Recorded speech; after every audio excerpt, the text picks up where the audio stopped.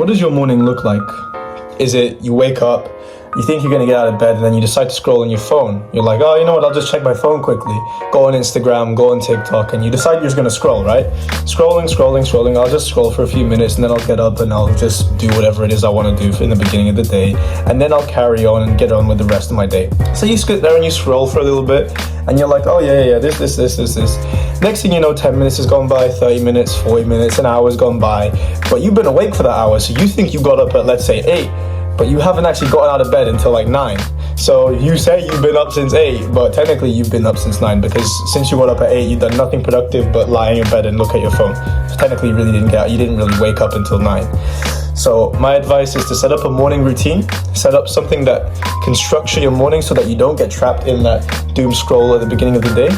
I would say set an alarm an hour and 30 minutes before you know you have to leave. So it's not too flexible, you've got a huge time gap, but it's also not completely strict either.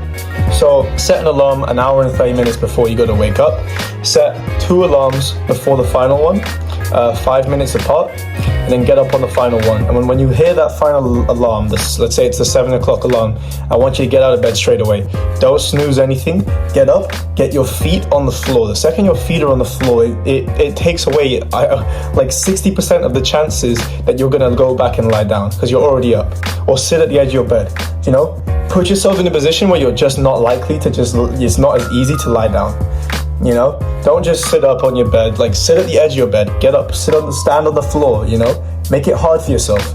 And then I would say go brush your teeth. Don't eat straight away, go brush your teeth. I always recommend now brushing teeth before eating. Some people eat their breakfast and then they go brush their teeth. I think it's better to brush your teeth first thing in the morning because it gives you that extra layer of protection, and then when you eat, it doesn't damage your gums straight away as much as it would have done if you ate straight away and then brushed. So brush your teeth first, have a shower. Then when you're in the shower, don't have it hot. You can have a hot shower later on during the day, it's fine. But this is the beginning of the day. You don't want a hot shower. That's gonna make you tired. You want something a bit cooler. So you have a lukewarm shower, and then at the end of your shower, I want you to make it cold.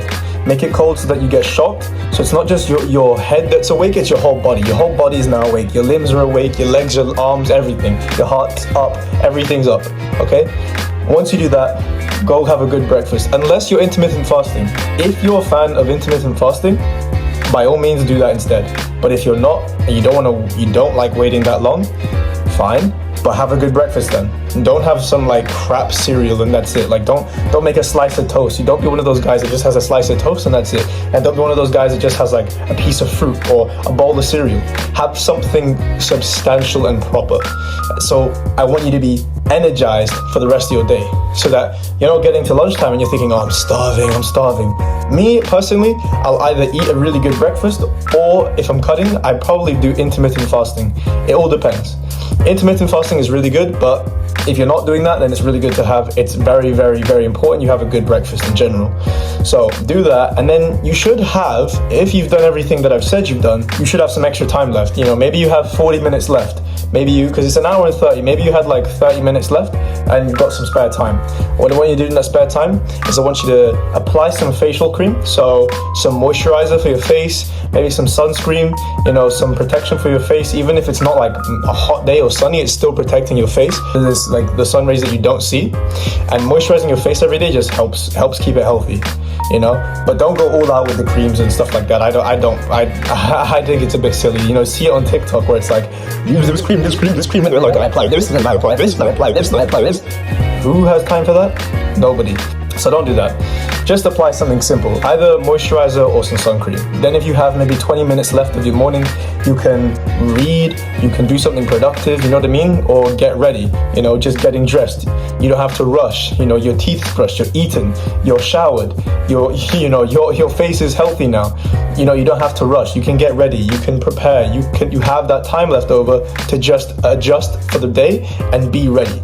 See, this is why it's important, because if you start your day off, let's say you woke up, you didn't get out of bed, you only have half an hour to get ready now. So all you've done is you've showered, you've done the bare necessities, and now you're rushing to get on your trousers and you're rushing to get ready, and then you go out the house and you're all sweaty and you're hot, you're heated, you're frustrated, right?